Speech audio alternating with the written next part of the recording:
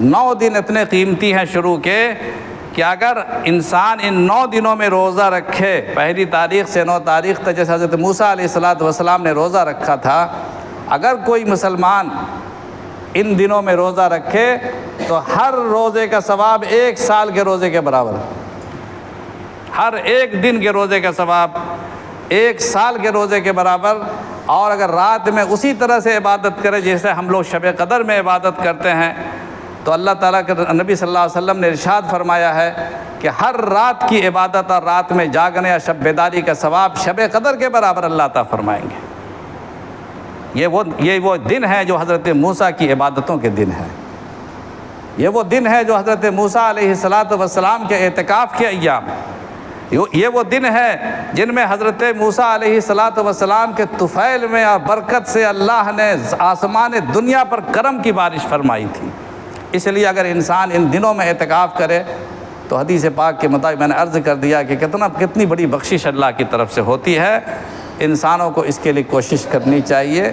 یہ دن بڑے معمولی نہیں ہے، بہت اہم ترین دن ہے، بہت بخششوں والے دن ہیں، بہت نوازشوں والے دن ہیں اللہ پاک کی جانب سے۔ تو اللہ تعالیٰ نے ان دنوں کو ہمارے لیے ابھی آسان فرما دیا ہے۔ ان دنوں کی قدر و قیمت انسان کو پہچاننا چاہیے، اور ان دنوں میں عبادت کرنی چاہیے، ان دنوں میں نوافل پڑھنا چاہیے، راتوں میں انسان کو جاگنا چاہیے، تب جا کر کے اللہ کی طرف سے کرم کی بارش انشاءاللہ ہوگی۔ دوستو، ذی الحجہ کا مہینہ حج کا مہینہ بھی ہے۔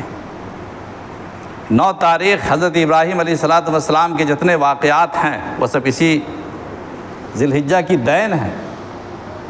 حضرت ابراہیم علیہ السلام کے جو واقعات ہیں قربانی کے، اور صاحب وقوف عرفہ کے اور میدان عرفات کے، یہ سارے واقعات اسی مہینے کی دین ہیں۔ حضرت ابراہیم علیہ السلام پر بھی جو اللہ نے بخششیں فرمائی ہیں اور ان کے اوپر جو آزمائشوں کا دور تھا، شروع ہوا پھر ختم ہوا، وہ بھی اسی مہینے میں۔ خواب دیکھا، پھر اس خواب کی تعبیر بتائی گئی، بیٹے کی قربانی کی انہوں نے آزمائشوں کا مقابلہ کیا، اور پھر اللہ تعالیٰ نے اس خواب کی تعبیر بتائی، یا پھر اللہ تعالیٰ نے 10 ذی الحجہ کی شکل میں ہمیں اللہ نے وہ تحفہ عطا فرمایا، اور وقوف عرفہ کی شکل میں حضرت موسیٰ حضرت ابراہیم علیہ السلام پر اللہ نے خصوصی معرفت، خصوصی پہچان اللہ نے عطا فرمائی تھی وقوف عرفہ کے دن، وقوف عرفہ کی تاریخ میں۔ تو اللہ تعالیٰ ان تاریخوں میں اپنی خصوصی بخششیں، خصوصی